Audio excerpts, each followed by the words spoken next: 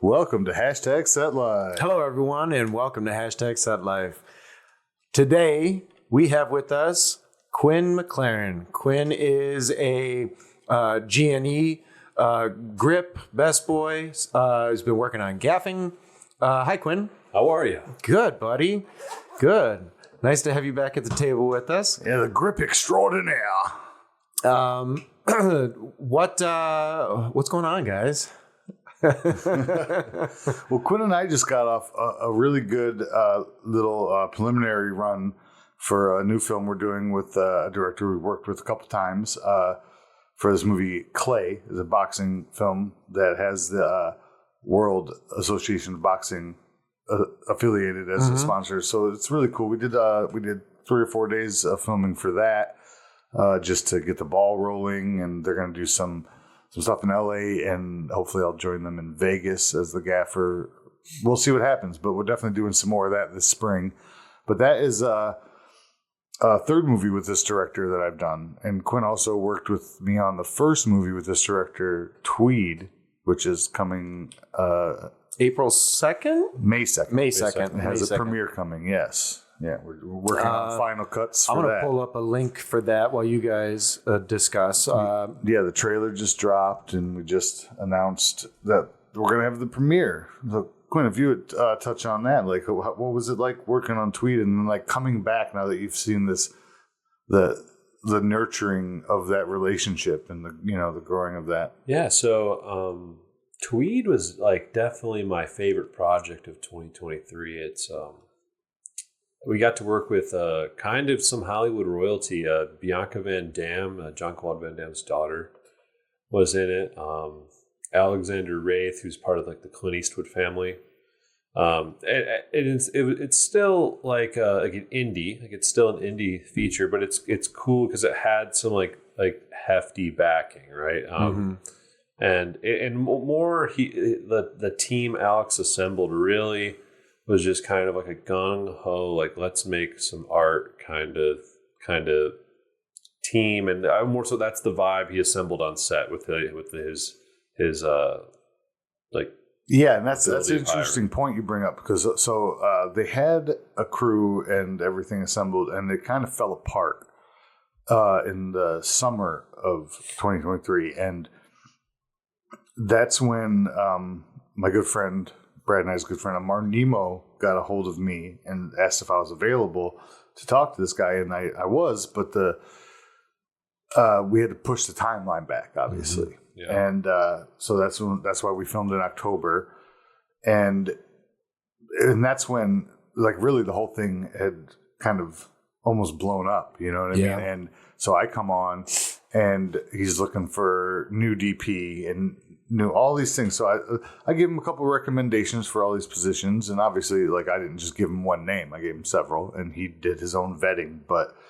Yeah, I think my recommendations were solid, and that team was, like you said, just there to create art. We did a lot of cool stuff. We actually were the last production to ever film in the Packer plant, which is a very historic spot of which is very cool in Detroit's industry, like the shell of what used to be like. Yeah, and those were some fun days, dude. We got some cool stuff. Yeah, it was really cool. We did some like really interesting stuff where I was like carrying the Jenny and the stand and the light like up like 5 stories in this abandoned building with no walls, and then like putting it up there and like, no electricity. Yeah, so it's like they bring the Jenny up like 5 stories of this like super sketchy like stairs, and then like they had this whole like all these soldiers and stuff. And this was one of those things where like we controlled every light that is seen in this movie, and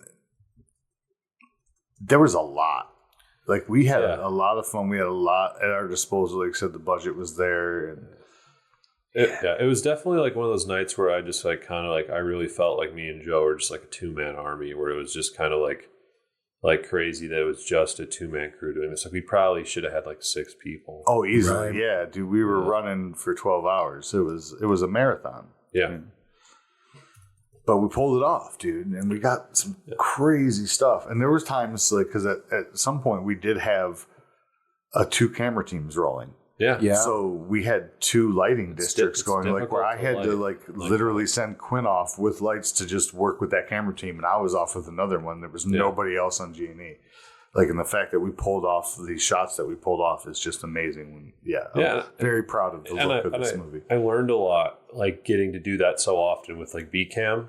Like that was kind of like some of my first time, kind of not like gaffing, but just like where it's like I'm in charge of the light here and there's no one else. Right, running a second unit. Yeah, like I remember specifically one of the things that night that I discovered, and this was a time when this was like 2 years ago when I was a lot greener, but I like the DP's like, give me blue, but you don't give them blue at 100% set. You bring it down to 50 so it doesn't drown out their skin tones, and you see what that looks like. And when we were in the Packer plant in the dark tunnels, I had the blue down to like 35% saturation.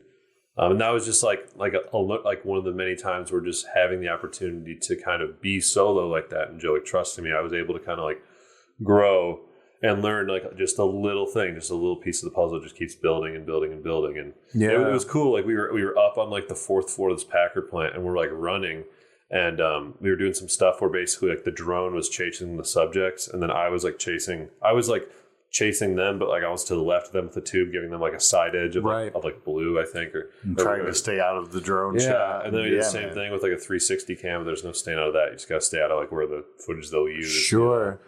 We were even like down in the sewers, like the sewer section of the thing, and it was like them tunnels, baby. Yeah, I weighed like, I don't know, like maybe 200 meters or I'm talking Army, 200 like yards, maybe like 300 yards of line of cable to like run power to some of these lights. And we used every bit of my 1,000 lines, dude.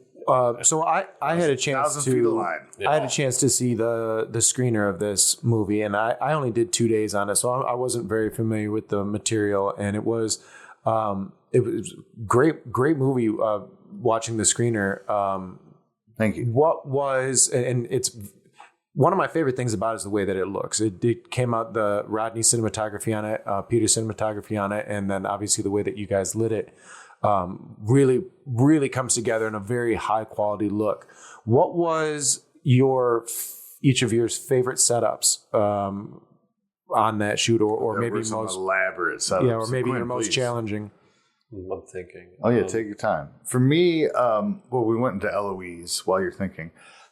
There was a lot of like stuff already in, like ready to be used, but I had full reign to like tweak what they already had, and you have to. I mean, like some nice haunted house is set up for scares in person, but you're not hiding anything. Everyone knows. Right. So I brought in the film lights, but I also was like moving their stuff that they already had there, or like disconnecting it and having to remember to reconnect it. And one of my favorites was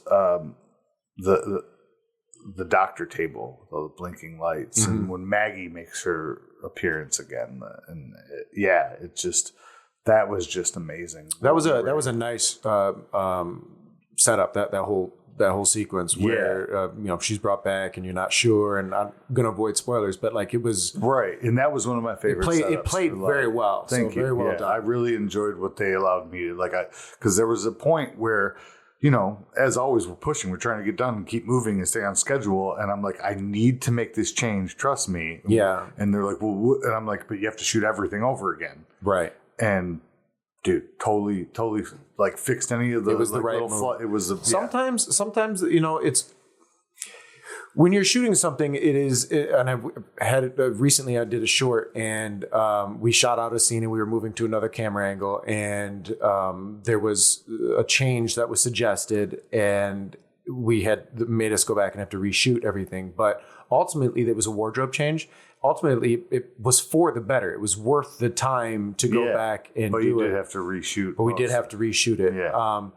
But sometimes it's tough. Pain, it's tough, especially as an AD, because we were running behind, but you have to think about the end product and whether or not what you're doing is worth the extension and the value of what you're creating. 100%. What about you, Quinn? Any favorite setups, standout setups for you? Yeah, it was.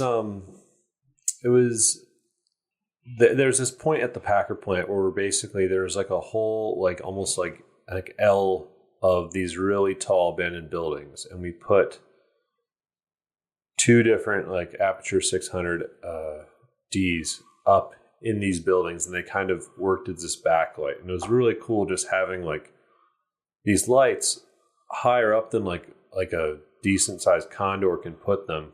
But it was like, they wasn't a condor. It was like I walked them up there. Yeah, you're talking like fifth or sixth floor on their own generator. Exterior mounting? And those, it was kind No, they were like on stands in the building, but there's no windows, there's no walls. It's just shining down to illuminate the whole background. Yeah. Was it for an interior shot or an exterior shot? They stayed there half the night, I think. Yeah, and one of them. Was it an inside shot or outside shot? It was outside shot. So you were lighting the exterior. It was like an L structure of buildings that had like other buildings like in its foreground and then they were like in like the L like in between the space. But it was interesting. Like one of the 600s backlit like the subjects, and then there was one further back that backlit all the buildings.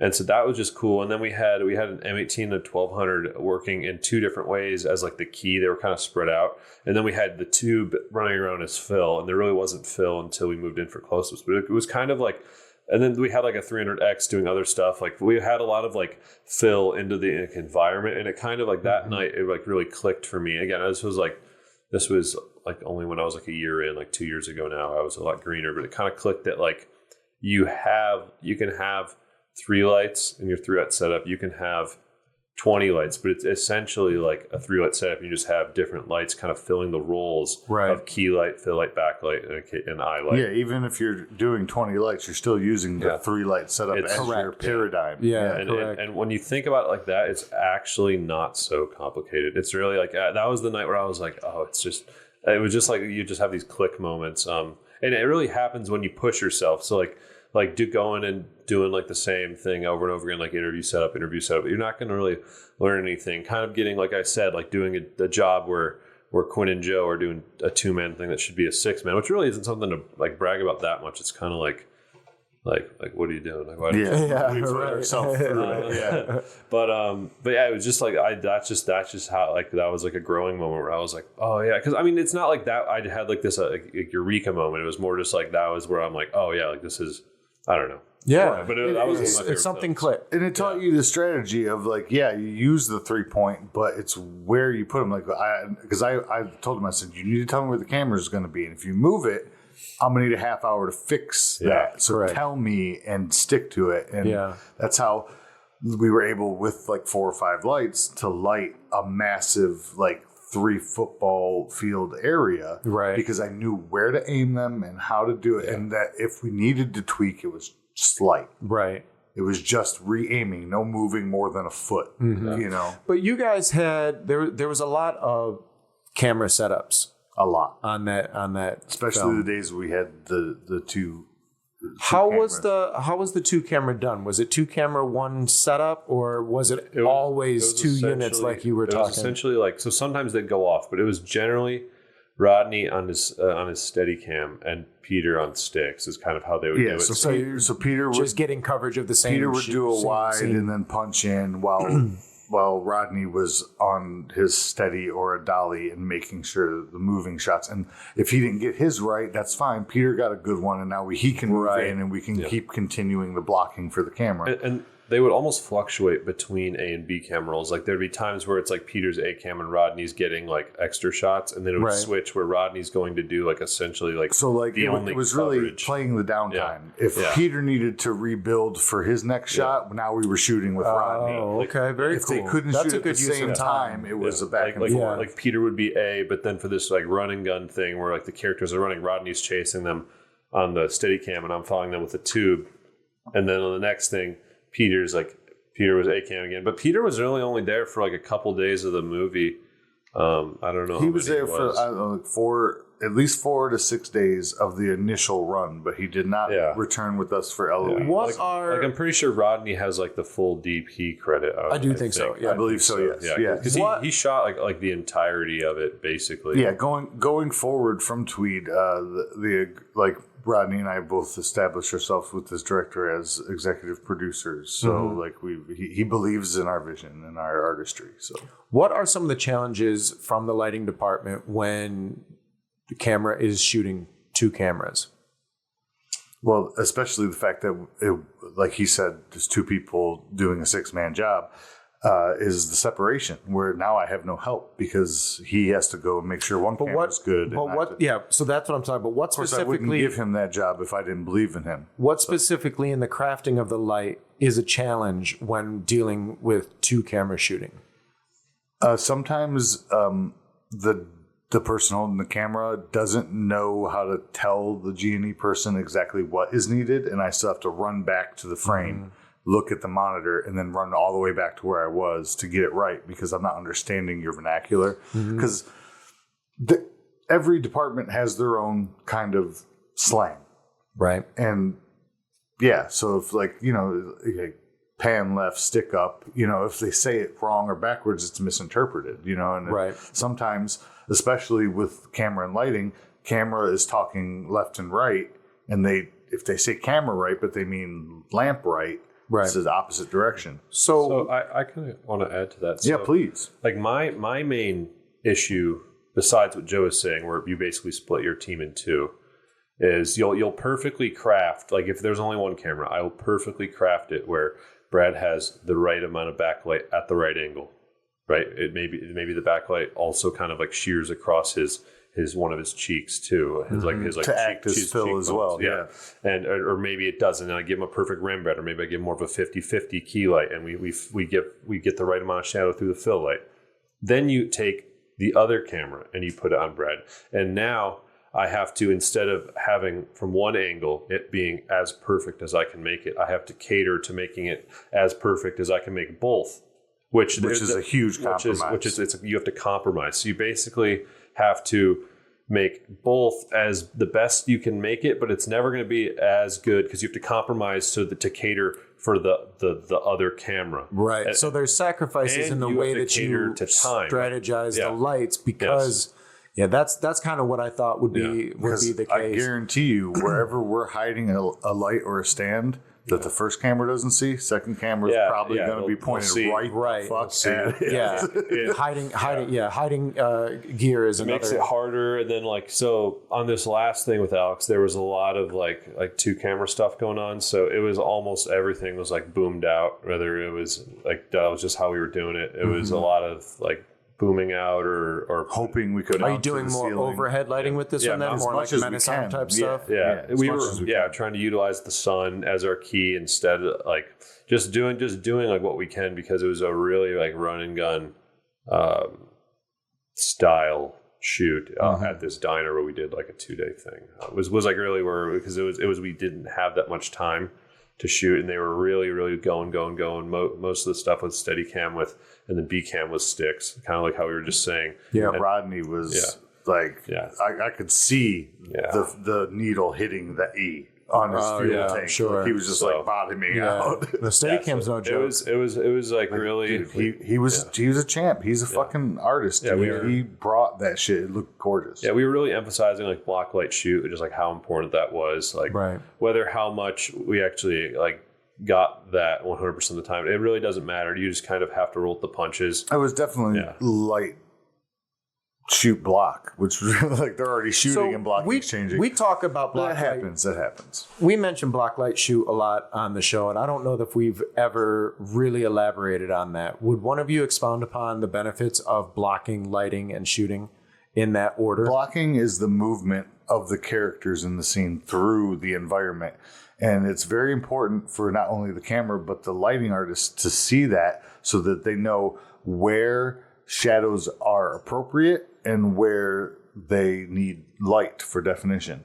And if we don't get that before we go into filming, then adjustments are being made on the fly while there's everything in our way. Right. People, actors, technicians, cameras. Yeah. And not only is block light shoot beneficial to camera and light, but if you add in sound, especially, these our poor sound guys are always thought of last for whatever reason. If a production operates properly and they block it, and then you can then see the light, what a sound person can see from the blocking is they have to strategize now their approach to where they're going to boom. Where do I fit the mic? And, how do I stay off frame? But additionally, because you're trying to light the talent, light is a very large source, and now you introduce, you know, a boom mic in there, and you can have shadows. Yes. And if you wait until, if you just send talent to wardrobe and like, oh, they know their lines, we don't need to block. That's not the point. We need to see them moving, taking their steps, moving through. Are they picking this up? What are we focusing on? Then the sound guy can also do that in his rehearsal, so that you can incorporate, so that by the time you are camera up and rolling, you're not now introducing a boom. Oh wait, that boom and shot, Boom shadow. and shot. Boom shadow is all over the wall. Now you're spending. Well, you can't stand there because now you're between the other character. So now and the 15 camera. to 20 minutes or more is now lost to rearranging all of the work that's been done to accommodate. And so that's why we mentioned BLS a lot. Yeah. It is because it's a time saver for everyone. And Literally everyone. And yes, I'm mainly a G&E guy, but I also am an actor. You know, I was acting yesterday on on a set with Jared and Jake, DR2 thing. We played an inmate. Regardless, is the more we run through it as an actor, the more comfortable we are, the more you know what I mean? The more we can lean into the material rather than count on our personal instincts. Right. You want to I can embed some develop muscle the character's instincts because I don't have to question what I'm doing. I can now be the character. And the more we go through that, not only is it better for lighting and for camera and for audio, it's better for the actor. Yep. So, all around, block, light, shoot is a win-win. And if you're not doing it, then you're missing the point. And everybody's always in a rush, you know, and I feel like if you take a step back and really take in what the benefits are, you know, from an actor's point of view, if you have had a chance now to walk the scene, you can now, while you're in makeup and in wardrobe, You're going through it in your run head. it through your head. Maybe there's a movement you're not comfortable with. You can practice You've it. now got some muscle memory for it. You can plan. I know I'm going to be reaching for this. I should say this line at this time. So now you have continuity established. Yes. You know where your beat marks are so that you can continuously do it take after take. And then again, when the shot changes, doing it take after take. You know, too often there are times where I experience because the actors aren't familiar or been instructed, they get in their head and their movement, their blocking, their body activity changes and it's because unnatural. They're focused on other things and they're just going into it. And, exactly my point. So yeah, I just wanted to elaborate some on the block, light, shoot. So what's interesting about this TWEED story is, you know, you guys are now working on Joe, for you, it's a third film with this person, and Quinn second. And it's not just this film, but as an example, and then the other things. This comes from building relationships with people. Yes. Right? Yeah. 100%. What are each of your thoughts on building a relationship in the industry? And that's pretty generic. So I guess maybe, and we'll elaborate I can more give into a kind of a general answer that will kind of hone that down. So like being a filmmaker is essentially you're freelancing, right? So networking is your lifeline. Like the relationship you build and what you're known for is how you make a living. Right. So networking is everything. Would you agree with that, Quinn? Yeah, I'll expand a little bit. How I kind of look at it is it's like you have two jobs. Your first job is to provide value. Now that's different on like what department you are and where you at in your career. And I'll expand on that in a second. But the second part is being someone that can be someone that others can be around for 12 hours a day for 2 weeks straight on a movie, right? So having not be like, oh man, Brad, another day with Brad. Oh man, like that, the idea that like you want to be able to be around Stop reading my mind. the people you work with. I love Brad. I was gonna say y'all are diving on me today. The idea that you want to be able to be someone that not only provides quality work and provides value, but isn't hard to be around for 12 hours a day, like 6 days a week for a couple weeks, or even if it's just like, even if it's not like a movie, like week on week, you're kind of working with if you want to like be consistently hired, you know, you're going to have to work with the same people again and again. No one wants to hire someone that they're tired of like hearing their jibber jabber or their attitude or their little quirks, you know? Right. And this isn't something where we're punching a clock. Like you last for a week, the next job, if they didn't like you, they just don't call. There's you don't no you don't job get to show up until you're fired. Like you're just not called next time. Exactly. So you got to be charismatic. You got to be likable. And you have to provide value.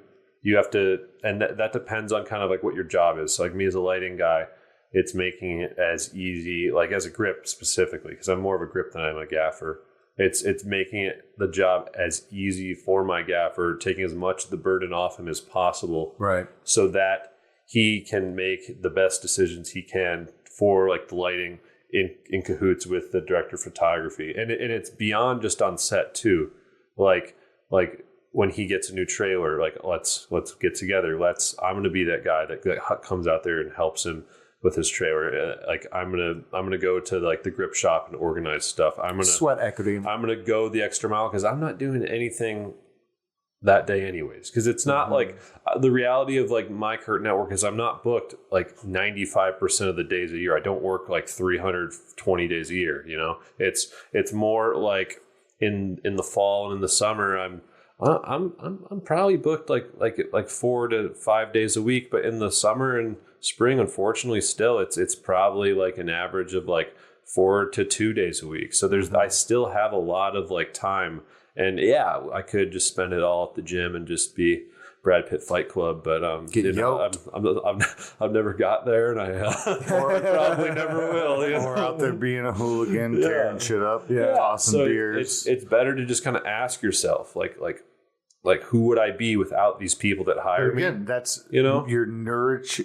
nurturing those connections. Yeah. You're like, this guy hires me. He owns the gear. He's at the shop. He's wherever. He's organizing. If you can be there, you're the first one on his mind when the paycheck comes in. Right. Let me get this guy some money so he can keep coming and helping me. Right. Yeah. And to second something you were saying a little bit ago, where people want to, you should be enjoyable. Like the people that will call you are the people that enjoy your company. When it comes to these situations where you're talking about helping, clean out or organize a trailer, you would presume then that you're spending time with somebody you already enjoy time with anyway. Yeah, so while you're doing some physical labor or an activity that is technically work, you're also not missing out on a life experience because you're spending time with somebody like that. It's not painful to be doing that. I mean, some of the funniest jokes I've ever heard, some of the biggest laughs I've ever had are just hanging out bullshitting with the guys,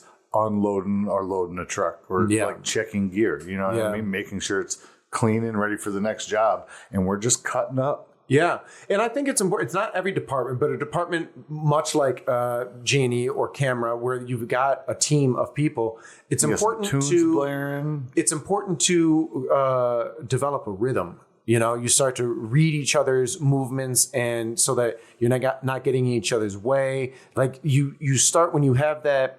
You get that familiarity with somebody. What we like to call the fight in the G&E department is the fire line. Like, you're good at this, you're good at this, you're better at stacking the truck, and we just, why trip over each other? Right. Pass it on. Hand it off. And what Joe's describing, it ends up being like like what he's just saying, like, oh, Brad, you go do this, that's what you're best at. Joe, you go do this, that's what you're best at. It's like usually like a non-spoken thing. Yeah, it's nonverbal. You just get in where you fit in. Like me and Joe's workflow is like, I don't know. On like this last Clay movie, I started to realize just how streamlined it was, because we were, in terms of like Genie's resources being essentially like time to prep is essentially our most important resource besides like the gear. But I mean, you bring the gear, so it's like on set, on the day, time to prep is our most important resource, and we had absolutely so little of it.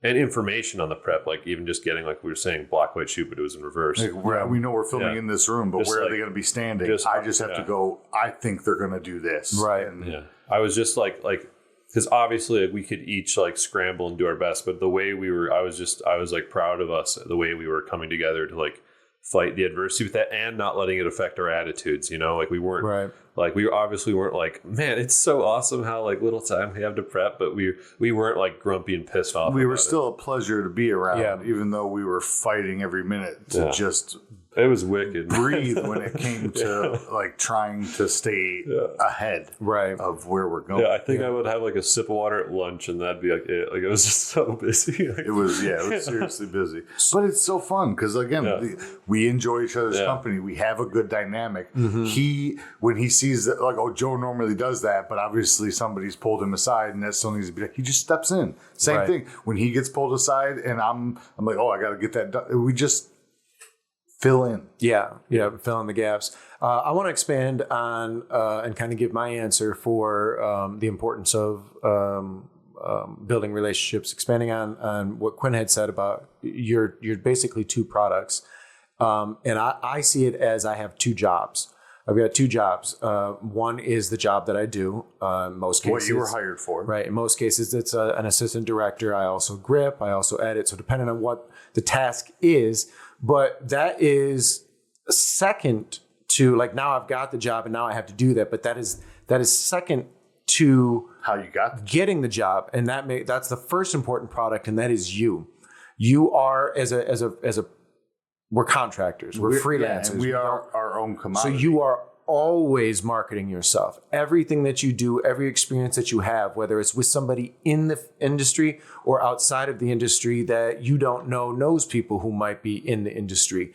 One of the things that I've learned in my 40 plus years of life is that regardless of where you're at on this earth, you're gonna, the likelihood of running into somebody else that you know is far higher than you ever would have anticipated. I've run into people in the most random of places, random of states, or random of environments. I can't go on a vacation without running into somebody I know. So I was at a sushi restaurant, and I just saw one of the Steadicam guys I know, just like with his family, and I was like, oh, hi. Yeah, exactly. So it's a small world, and our interactions are the things that you do in your life will butterfly affect you. Yes, they're always going to affect you. And so one of the things that I like to keep in mind is those waves going. You want to present yourself as if you are always selling yourself to somebody. Yeah, you are your own commodity. Yes. I always like go on set with like a shaven face. That's just my personal like thing that I do. I like to like be like, not that I'm looking for any sort of like romantic anything, but I like to be like it's a presentation. A handsome young man on set that looks right and put You've together. professional your professional aesthetic and you maintain it. I have the same thing. So, and then I want to run something by, because I've been cultivating this like thing, this idea of like how I like perceive like networking, like how I make my business decisions. I want to tell me what you guys think. So I was telling our friend Jared this, how he was talking about how he wishes he had like a bigger network. And he already has like a really great network. Everyone wants a bigger network. That's not me saying whatever. No, right. But, I get it. I was telling him that I've been playing with this idea of like putting every decision I make that's like film business wise through the lens of like, does this help my future network? You know, because as long as you can like stay above the water and not like get behind on like bills and stuff, I really feel like thinking about everything through the lens of, does this help or hurt my future network? Is like, that's really the most important question. Is like, should I do this job or this job? You're saying this is a theory you have. Yeah, it's just kind of like a theory I've been playing with in terms of like my response to that would be that the theory you've come up with is exactly my business strategy. Yeah. I have the exact same theory. Yeah. Like, do I do this job that's a little more money, or this job that these people never worked with before? Which is better for my future I work network, on a sliding scale when it comes to price. Yeah. And that right there is the question that teeters me to either side of Exactly. Is this better? Like, could I make more over here? But am I meeting new people? Yeah. Will these new people take me farther than working with the same person? What? Just a paycheck? Yeah. Right. Good paycheck's a good paycheck. But for example, especially in creative work, you have there's a number of people that we work with often. Like, each of us have our own groups that call us because they like us. Like that's the win and what we're talking about today. Yeah, like I got full view today and I brought Quinn along. So let's say you get a call from them and they're offering what you normally, so you're already okay with it or whatever, but you get an additional offer. Excuse me. I always have hiccups and shit when I'm on mic. I'm so sorry, everyone. But you get this offer from somebody else, which may not be to the level of pay, but it's somebody who is one, the local you've never worked with, so there's a win. They're bringing they're working there. Let's say it's a producer local that you've always worked with before. They've got a director or a writer or a DP or all three that are coming from out of town that maybe have other connections, and you have this opportunity. My network, this is what I'm saying. This one is the one that I would want to go for because I've already solidified. Now, here's the thing: I don't want to say. You're never saying fuck the people I already know. I already solidified that because again, you're always furthering this culture. You're always furthering the relationship. But in this business, we understand that your time is, like Quinn said, is our only commodity. You can only be one place at one time. So most of us understand if, I've called out, I've gotten called before. I will say, accepted a job. I'm already booked. Here are some references that I believe will fill the slot that you're asking me to fill. So that's where I was going. Now I'm not only expanding my network, I'm expanding my network's network. So you hit the nail on the head. I was leading to references. Yes. Yes, I would take the second job opportunity, even if it is less money, because it could open up and expand my knowledge pool of who I work with. And at the same time, I can then extend my hand to this other person that I might be mentoring or have worked with or any of that and say, hey, I've got this person or these few people. Here are their numbers. They can do the job you're looking for. I'm booked. I have to take this other job. Those people that you recommended, whether they get the job or not, will be notified that you thought of them. That and they will appreciate in turn will sit in their mind. So when the time comes that the same offer comes to them and they're booked, they're going to put, hey, I've got this guy, Brad, he'll do it for you. And you never know how that's going to pan out. It could be, a direct reciprocation. It could be something that leads to like they get an opportunity that now they're giving you the biggest job you've ever gotten in your life just because you appreciated them once. Correct. You know what I mean? It's love. You know what I mean? You spread your network, you spread your network's network. It's right, again, on now seeing yourself as a product and how you are advertised or marketing yourself. The stink that you leave is going to be directly affected by your actions. Yep. Yeah. Right? We agree 100%, with that? 100%. It's to the point where I almost like, where I really like, everyone tries to be the best version of themselves, but I really, really put forth my best foot to be the best version of myself on set. Again, I can never be like snippy or grumpy or have like a bad attitude or be whatever, just be a negative, like Nelly, anything. And it's almost to the point where it's like I want to try to be like the version of me on set, like that I am like in like my everyday life, and just always be this guy that's just putting his like all of his energy into just being like bring up a good the most point. Compassionate, the most. It's like it's that important where you have to not. My wife likes to say, "How can you be so professional that everybody you work with gets a better version of you than me?" Yeah, exactly. And she's fucking with me, but I mean, there's a hidden I truth have a in little everything. bit of a different approach with that. Film is the one job that I've done in my life where I am the most me. Yes, I've worked in the service industry, in sales, in retail, and too often you have to put on a mask and behave and just say that I can be more me, and I like me, and I'm proud of me. Now I have faults, and that is where I have to think about it and correct that. But like you were saying, Quinn, you're not correcting that just on set, but you're correcting that to better yourself as a person. So there's no difference in me offset or onset other than maybe, couth. You got to producers when you got to make sure you present yourself and watch your mouth and so forth. But I am the most real in this job than I've ever been in any other position in my life. And when to further that, there's the whole thing like when we're on set, we're doing what we love, we're appreciated. Mm-hmm. So any little picadillos like I love being on set. I don't love being in line, and that's why I'm cranky. Maybe I hate being at Target. I don't. I'm just giving random examples here. I'm saying like I always am happy to be on set. So of course I'm the best version of myself. But I think also if you're real with yourself, if you are being you don't have to think about. When I was in front of customers, you had to think about who am I right now? Like I would literally, What does this person need me to be? When I sold cars, it was like I was acting. By the time I said goodbye to a family and the door closed, the smile I had would fade. My posture would change because I'm quote unquote off the clock. Yeah. Whereas in film, if you are just naturally you, and this goes to our branding, if you are just naturally you, then what people like or don't like is naturally you. You don't have to remember the next time you get on set with this person who you were because you were you. Yeah. Yeah, 100%. Yeah, 100%. I'm agreeing with you. Yeah. I'm thinking that's the struggles I have in my everyday life outside of work is because now I'm somewhere that maybe I don't want to be, trying to be the version of me that is where I want to be. Right.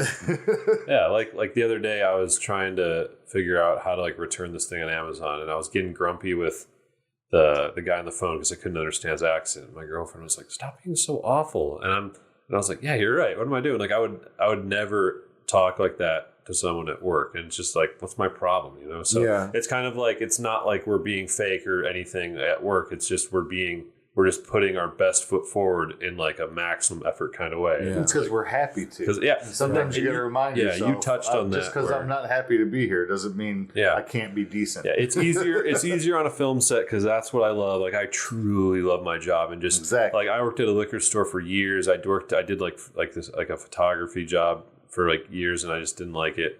Well, not years. I worked at the liquor store for years, but not the photography place. And you need to hold back with the years, Bucky. Yeah. I'm only like 24. It's not years. I worked at a liquor store for like 5 years. It was like 6 months. It was like 2 years at the photography place and 5 years at the liquor store. But it was just like going to work and just like, not that I didn't like the people at those jobs, but not liking the work. Yeah. You don't even know how heavy it weighs till you do something you love, and then you're like, wow. Yeah, I want to highlight one of I've had jobs where I literally you could hear my discomfort. Oh yeah, absolutely. In the parking lot. Absolutely. He's just really or hungry. just when the alarm clock went off in the morning. Stress. And just hearing the alarm in the morning and be like, oh, this is what I got to do today. Yeah. I have to get started because they expect me there. Like you just. I have harder time getting out of bed when I'm not going to set. Correct. Even if I can sleep until noon. It's harder to get out of bed than a 6 a.m. call. Like even I hate getting out of bed at 6 a.m.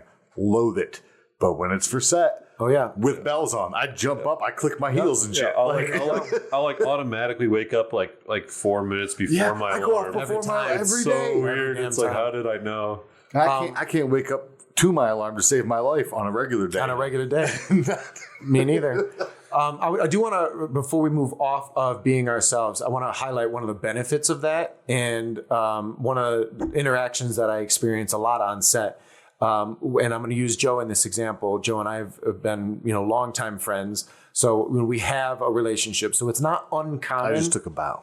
It's not uncommon for me in normal conversation during a day on set to bring up Joe's name. And Joe, to be fair, is a really common name, right? There are Josephs everywhere. Yeah, there are. But it's only one Joe Quick, though. There is only one Joe Quick. And actually, there's 2 or 3 of them. So thank you. When that comes up, and I'm talking to somebody having a personal conversation. Let's say it's Quinn and I off to the side, and we mention Joe, and a passerby or somebody else on set says, "Are you talking about Joe Quick?" Yeah. Do you know him? No, I've never had a chance to work with them, but I really want to. That right there, that is what you want to hear. That you makes my day, baby. You want your name to manifest desire for people to be around you because they hear so many good things about your work, but more so it's going to be about your attitude or your behavior on set because what it's like to work with me. It isn't that what Joe offers is better or worse than somebody else. It is. But they will hire him even if he is the best, because Joe's good. So this isn't a merit of. But we're using him as an example. Sure. This could be you. This could be anybody. The desire to invite you onto set comes more from your personality and your behavior and your interactions amongst others on set than it does your skill level. Would you ready for the sauce? 100% agree. Yeah, I think you have to be competent. And once you meet the level of competence, it's kind of like, it's really like a herring between there's so many competent people that do our job. It is about competence. It's you really have to be competent in what you do. You have to be professional. But I'm a fucking delight. Yeah, I'm a joy to be around. And people, that's infectious. Yeah, you wouldn't be in the running for who do we hire if you weren't competent. So it really exactly. so you have to baseline that. It really is what Brad's saying, like the personality aspect of you get hired because of your personal brand. Mm-hmm. And I just can't agree with him more. Yeah. Outside of meeting people on set, are there any activities that you guys engage in that further your relationships or expand upon new relationships?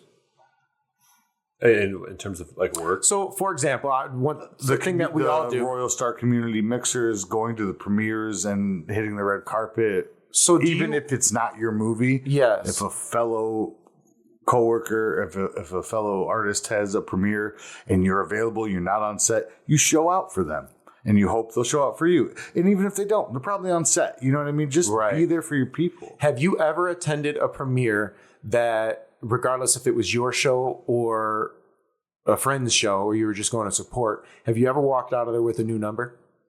Every single time. Right? Yeah, every single time, yeah. You just have to make conversation. See a face that you might recognize but don't know. Introduce yourself. And I would say make it a priority, but I don't. Well, but I think it's because I've already put it into common practice. And you have assimilated I know that's yourself. Why I'm there. You assimilated yourself into the community. You know you belong there. Yeah. And it's on You're your going to own wait volition. in line to get a photo on the red carpet, to get a drink at the bar, to get popcorn at the snack. You're going to wait in line. Mm-hmm. Talk to them. I got a number at the Talk to them, especially if they're dressed up. Yeah. See, now I was alluding to that because all three of us were at that. Yeah, precisely.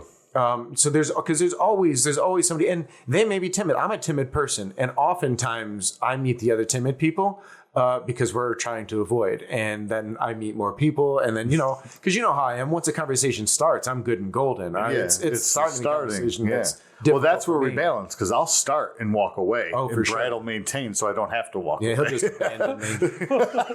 That's what it really is. Don't let him fool you. He's a man. He's over it, and he's like, all right. And not that I don't also gain benefit, but there have been some times I have grenaded for his ass. Yeah, it's one of those things where I'm like, made him smile. They're talking now. Next smile. I just go. Brad's like, why'd you leave? I'm like, you should have just followed me, bro.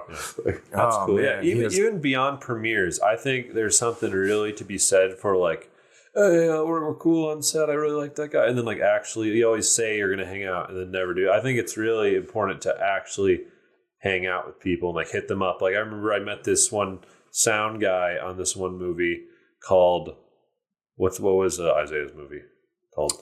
One Reckless Weekend. One Reckless Weekend. And his name, I don't know. Was that Aaron? We'll keep him on. Okay, yeah, Aaron. I wasn't sure if I just don't want to put him out here. But he likes to go to like these sauna spas. I didn't know you hung out. I love a good spritz. I'd like to hang out with Aaron. We went to the I love a good sauna. It was like I was like, dude, we're actually gonna hang out because we just clicked. Me and Aaron clicked super hard on it. It's awesome on the movie.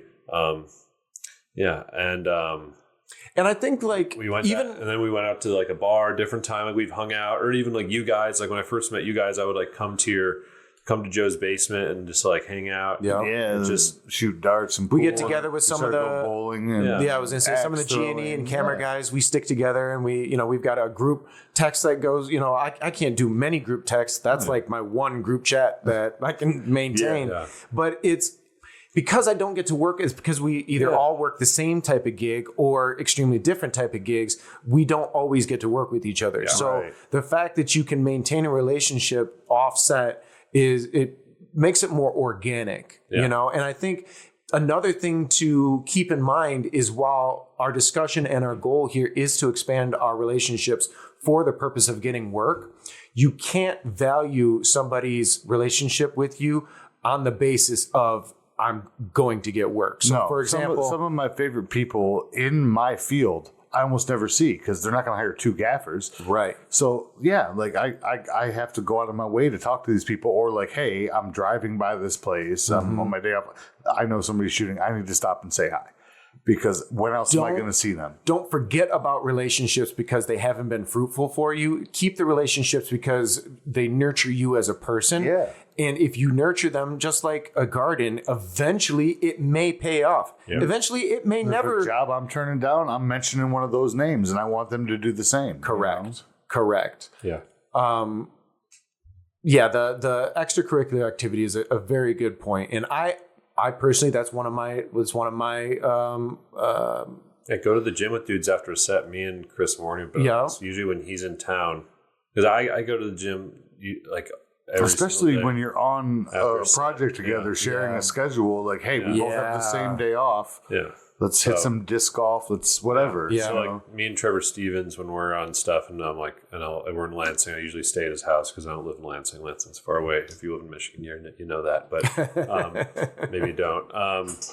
We'll work out after set, or we'll go to the bar after set, or like with Chris. Like I said, when Chris Warren's in town, we'll usually go to the gym and work out, and just like extra stuff like that. It's just how relationships are built, you know. It's yeah.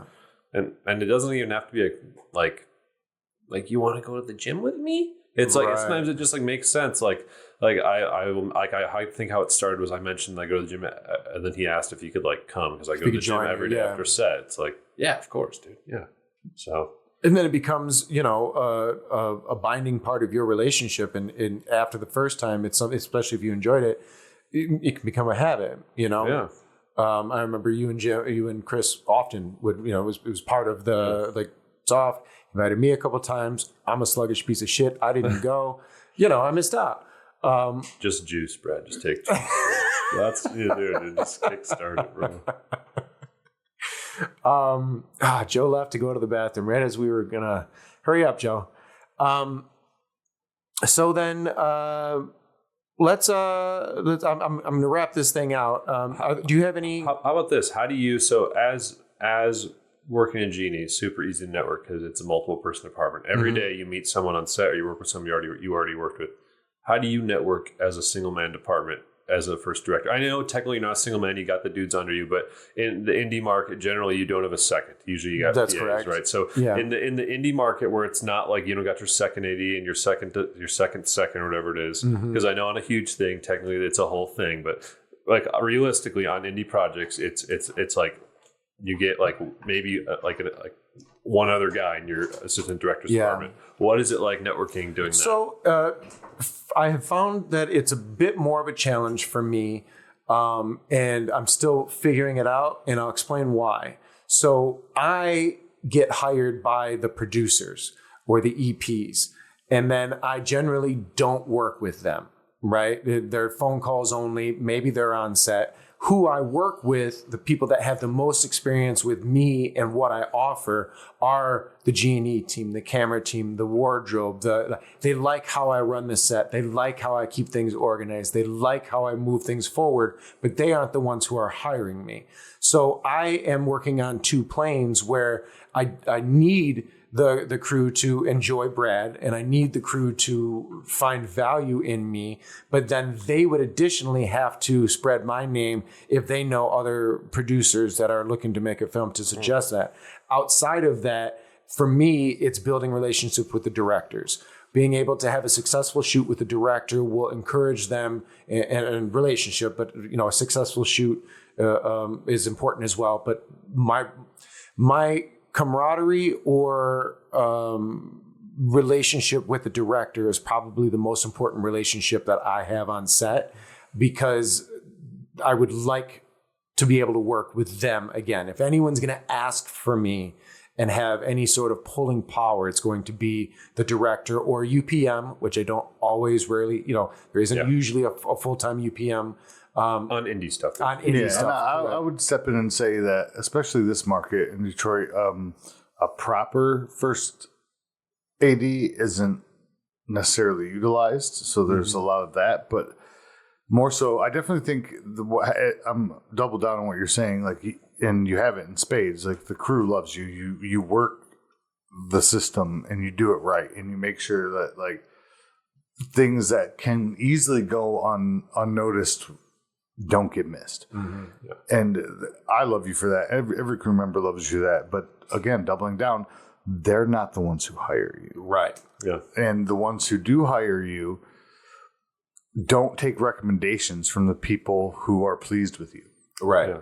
And I'm not saying you're displeasing the UPMs or the directors, Right. but again, the ones that the reason you're so valuable isn't seen as much or noticed as much by the people who need to see it. Right. Yeah. Right. I got another question. So, like, when people watch a movie, they'll be like, who lit that? That lighting's really good. Who colored that? Who edited that? That's really good. Who shot that? That's really good. Mm-hmm. Oh, the acting in that is really good. The actress is really good. What's her name?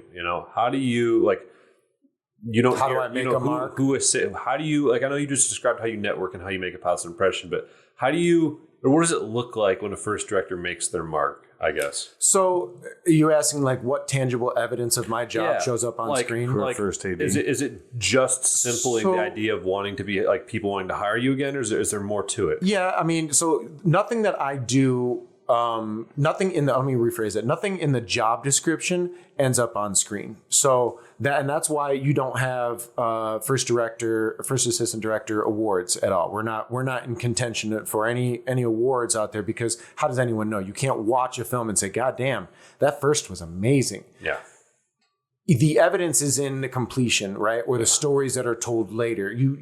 There aren't names of first ADs that people would recognize outside of anyone who would sit and just like, oh, that was Brad's AD thing. Like, if you just took the time to see that at the end of a movie. The legacy that the people involved tell about the experience of the film, that's where is it comes his in. legend. Yeah. So like on one of the podcasts, I've recommended this podcast before, but I'll recommend it again. What went wrong?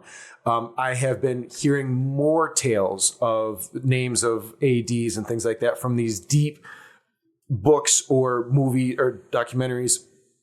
Basically, The deep cuts. Basically retelling when the story of the story is retold for historical purposes is really probably the only time a first AD is going to get a mention when it comes to the general public. But that's just kind of the way that it is. And coming from being an editor where, the best editors are the silent editors. The unsung heroes. Right. It's already kind of inbred in me that it's like, that's cool. I'm the guy behind the guy and I'm okay with that. For me, the satisfaction comes with, actually completing and because I mean, it's really hard to even label the success of a job, because, there are shows that I've been on where we've had to drop scenes or we've fallen behind, and I've done all that I could to keep us going. And that's just the way that it is. And it doesn't make me bad. It makes me fallible just like anybody else. Mm-hmm. But the cost of my mistakes can be more great. But I mean, I think it's the same with a producer or a UPM or a casting director. Like, we look at the actors, but we don't look at what casting director is great at finding these talents. Yeah, there are a lot of great role, right? There are a lot of unsung roles on set, and that's okay. But to bring it back to the top of our conversation, still landing on when you see that name, like, oh, Bradford did this, let's call him for our next one. You'd have to go to the director and the producer and be like, hey, we saw that Bradford was the first on your film. We really liked the film. How did you like working with him? Right? Because nothing I did actually ends up on screen. It's not transferable, right? Now, I'm not saying that I don't do things on set that somehow impact a decision, but it's not me. That's not my There's efforts. no I didn't light it. I didn't act it. Point to point, connect the dots. Yeah. Correct. You can't sit down and look at a project and walk away saying, God, not man. like you can say, oh, like if you would have turned a light on over here. Like mine's a little more direct. Correct. Yeah. Answer the question? Yeah.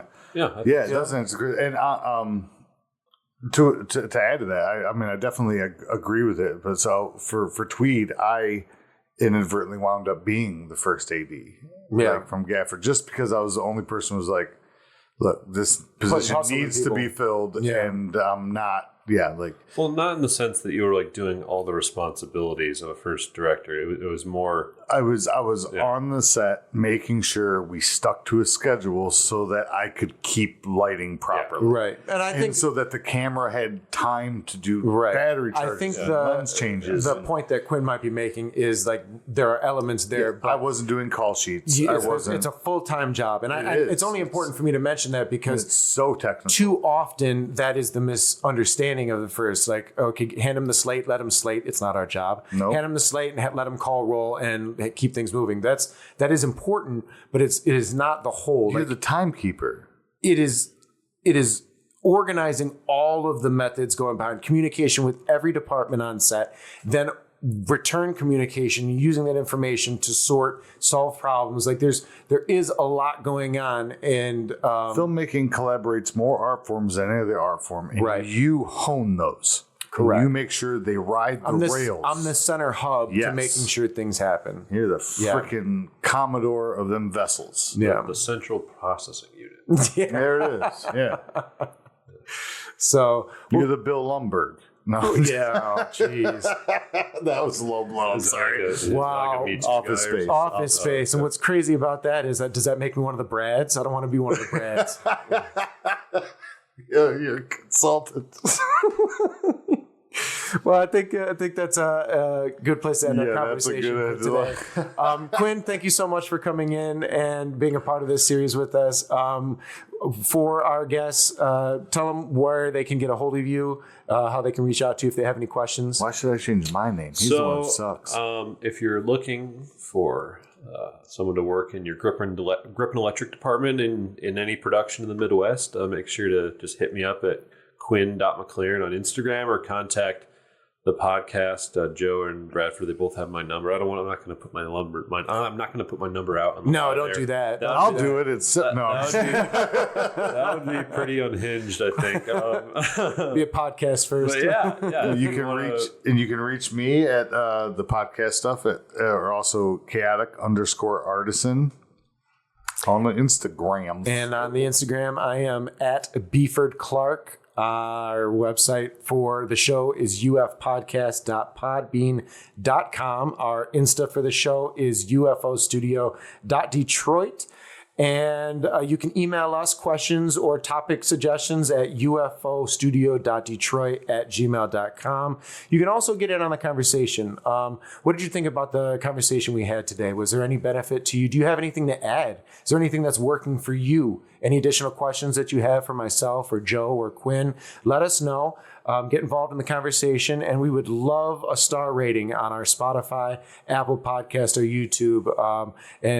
Just let us know. Let us know what you like. Let us know what you want. Ask a question. Trust me, if you comment, I will be glad to have a comment back. But if you ain't commenting, what do I got? I've already said it. At 100 5 stars, Brad will wear a toupee on the show. Ooh. Do I get to pick it? Yeah, sure. Yeah. I mean, I won't be able to pick it. It would be too hard to finally have a choice of what kind of hair. And at 1,000, Joe shaves his head and it becomes Brad's toupee. Oh, I'm not going to argue with that. My hair will grow back. Oh, yeah. Mine doesn't. All right, everyone. That's why I cackle. Thank you for joining us. Thank you, Quinn, for joining us. And we will see you all next time. Yeah.